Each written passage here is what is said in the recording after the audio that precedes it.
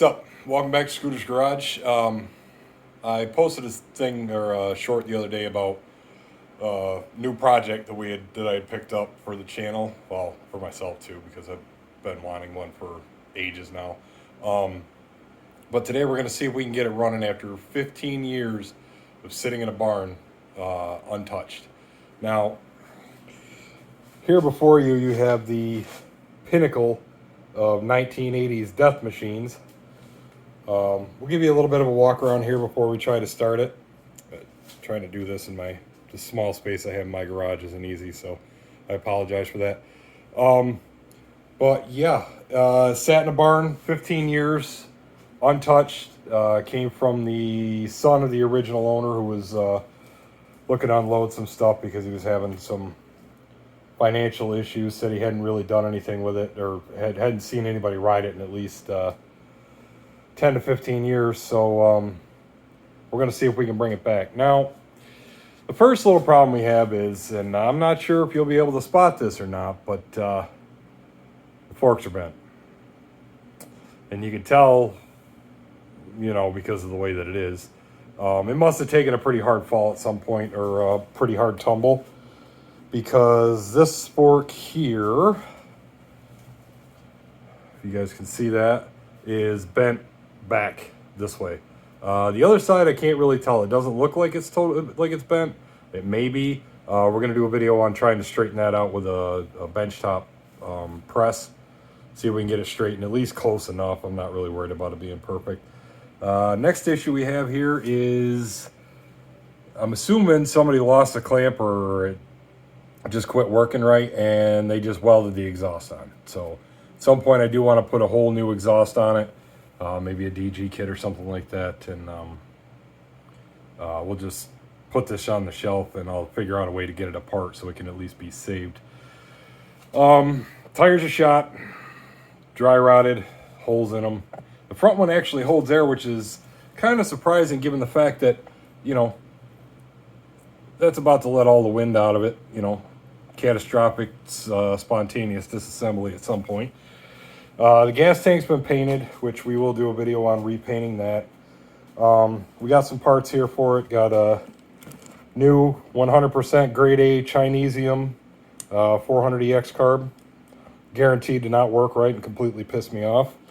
Got a 300X carb boot.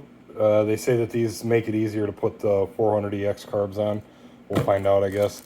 I got new cushions for the front of the seat because the old one of them was missing and the other one's completely rotted and falling apart. And a new spark plug. We got a set of Pro Taper Sport aluminum handlebars. I know. Everybody say, oh, you should just go with the OE ones. At some point, I'm not worried about that right now. And a set of Pro Taper pillow top grips. Next issue we have, and I don't know if this is going to show up on camera or not, so just... you may have to take my word for it. This side of the rear axle, I don't know if somebody put the wrong chain on it or what the problem is, but this side is pushed forward. And that chain is probably tighter right now than it should be, which is why I think somebody just threw a chain on there, whatever they had laying around, and just cranked it all the way forward because it's completely out of whack. I mean, I know that's how it's adjusted, but it should not be as far forward as it is. I actually originally thought that the frame was bent in the back because this side was so far forward. Other than that, we got, the handlebars are bent. Another indication that it definitely took a wicked digger at some point. Surprisingly enough, for sitting in a barn for 15 years, the gas tank is in really good shape. Not a lot of rust in there, but boy, does it smell terrible. Oh, that's that kind of like nasty, old, varnishy gas, the stuff that makes you gag and want to throw up. The brake lever's broken off. I got a whole new master and everything coming, aftermarket master with the brake lever. This is a 200X throttle. It's all I had. It did not come with a throttle on it. There was a twist throttle on it for some reason, and a KX 125 carb that somebody had tried to stuff on there at some point. I don't know why. It didn't fit, and it was never going to work. it's not right. I mean, yeah, it's an FCR carb, but let's be honest with ourselves. It didn't even fit the carb boot. Like, it was way too big. Some things I have already done. I put a new throttle cable on, again, because it didn't have the proper one. New clutch cable because the one that was on it was broken. Right, it busted off right at the end, so it must have been seized up somewhere down the line. We're missing a bolt here, which I have bolts. That one there's not really a big deal. I checked it to make sure there wasn't a bolt broke off in it, and there isn't. So we're okay there. Seat cover's just shot, but I've got another one that actually came with it when I bought it. So let's pop this dipstick out and make sure there's some oil in it before we go poking around too much in here. You gotta come out of there or what? Okay. So what do we got? Yep, there's oil in it.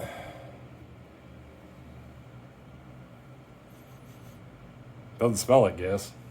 Maybe a little bit.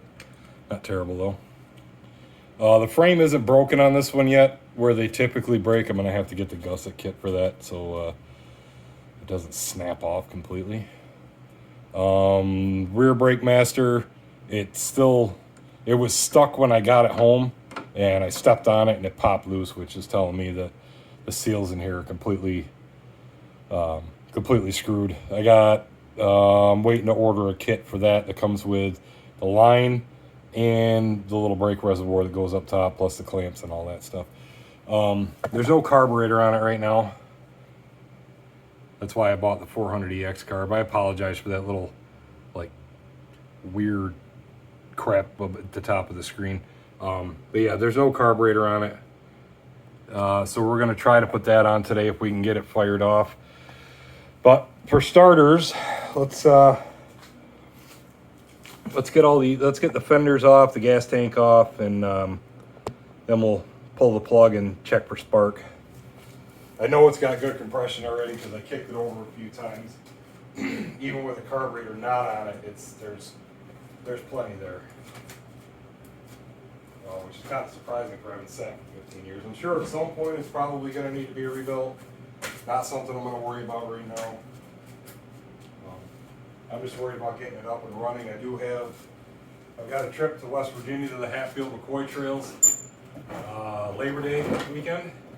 So I'm trying to get it ready for that so it can go down there with me with Swamp Monster and our new trailer that I just bought. Well, new to me, I should say. It's a 1993, so it ain't that new. Might do a couple videos on that because that's got to have the roof bows replaced and the sheet metal on the roof replaced. Oh yeah, one of the side fins on that is cracked as well. I'm gonna have to find a new tank shroud. But let's grab.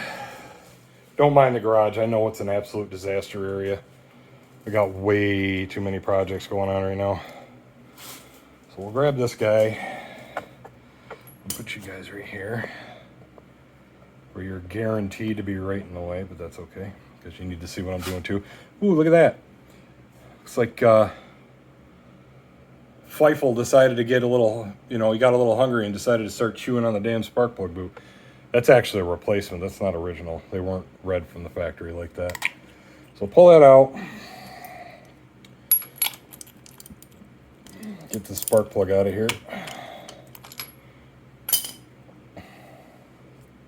I guess my fingers don't have the grip strength today. There's been an insane amount of little tiny spiders coming out of this thing too, and it's starting to bother me a little bit. All right, what do we got? Can you guys even see that? Not really. It doesn't look terrible for something that's been sitting for 15 years. I don't really know that we're going to get a whole hell of a lot of spark out of it, but we can try it. Pop that guy out of there. Shove it in the carb boot. Yeah. Sure thing, idiot. See if I can get this set up so you guys can actually see it somewhere where it'll ground. Get you over there.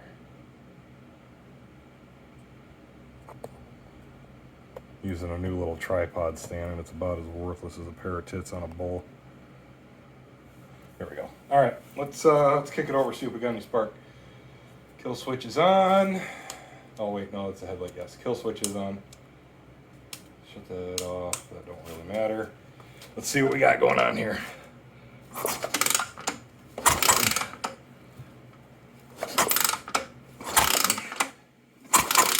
Ooh, there's a little bit there, but it is extremely weak. All right, I think I'm just gonna grab that new spark plug, and we'll just put that in there. I don't really see a point trying to fight with that one. If the spark was a little better, I'd say it'd be worth a shot, but there is barely any spark there, which is to be expected from a 15-year-old spark plug. You can't expect them to, be good forever. And I know what people say, oh, spark plugs don't go bad. Horse crap. They do go bad.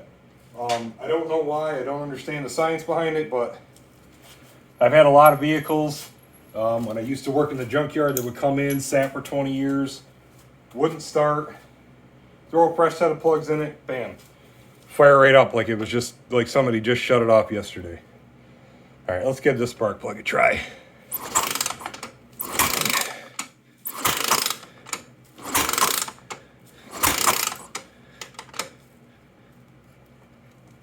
Come on, there we go.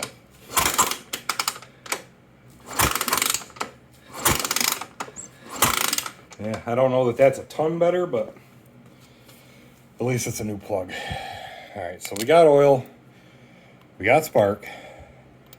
We don't have a carburetor, but I do have a little squirt bottle with some gas, a 2-stroke gas in it we can throw in it. That's another thing I'm going to mention, guys. I know this is kind of a point of contention for some YouTubers, for some people in general. Don't use brake clean or starting fluid or any of that kind of stuff on an engine that hasn't been run in a long time. Use some 2-stroke gas. It's not going to kill you to mix up a little bit of it. The bottles are cheap.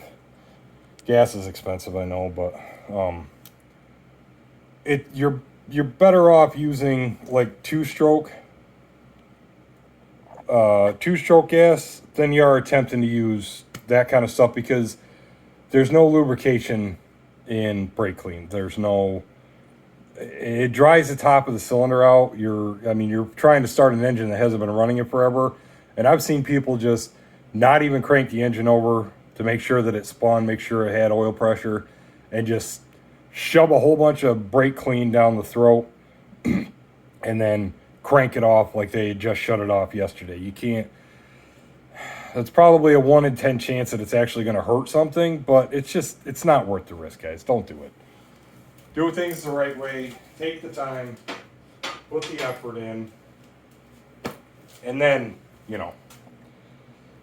then try to start it. But I'm going to get you guys set up over here where you can kind of see something.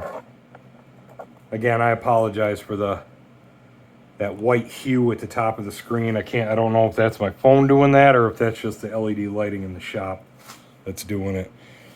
But let's see if we can get this thing to bark off. And remember, 15 years without starting, to the best of my knowledge, from the information I was given. Obviously, secondhand information is always unreliable at best. But all right, here's a little squirt down the old throat there. Cross your fingers, guys. 15 years sitting in a barn. And yes, I'm doing this in Hey Dudes. Probably not the smartest decision I've ever made. Work it over a little bit, let that gas get in the cylinder. Whew. No way. No way. Now that's a Honda for you. Park the damn thing in the barn, just leave it sit, throw a little gas down its throat and a new spark plug. Like you were just riding it yesterday. Let's try that again. Let's try that again. Once I get this, I'd like to put the carburetor on and see if we can get it to idle. I don't want to let it run long because the oil is extremely old, and I'd rather just change it if I can, which I've got filters on the way, but let's see if we can make it do it again. Ooh. Pass that compression stroke. Yes! All right. Now the fun begins. Now we can start throwing some parts at it. Oh man, guys, you have no idea how good of a feeling that is.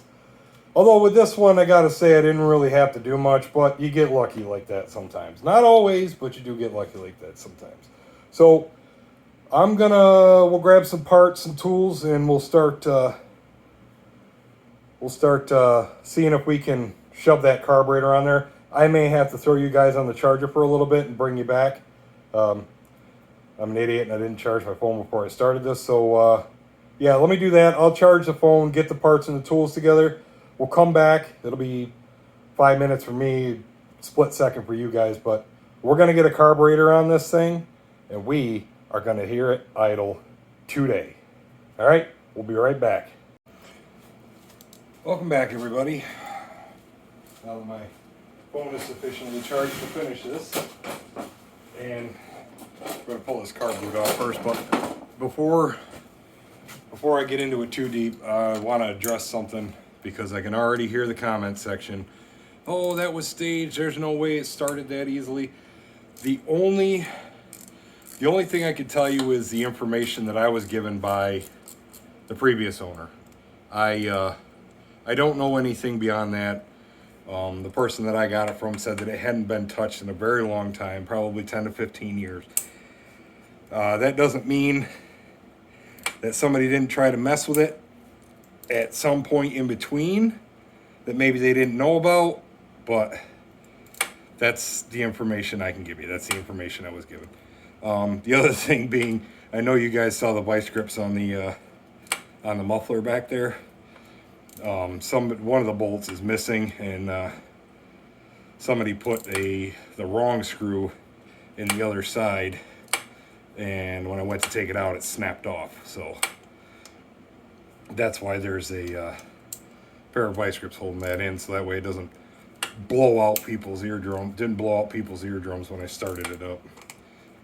Although it does sound like there may possibly be an exhaust leak. It may need new header gaskets. I don't know. Won't know till we get it to where it'll idle.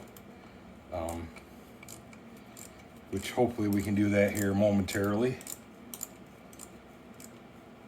Trying my best not to snap this bolt because it's definitely not happy about coming out. I mean, you probably wouldn't be too happy about being removed if you've been in the same bolt hole since 1985.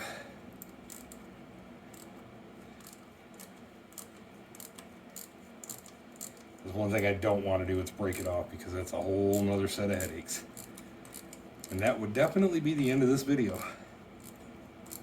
I am like that. All right, well, I saw it coming, and instead of stopping and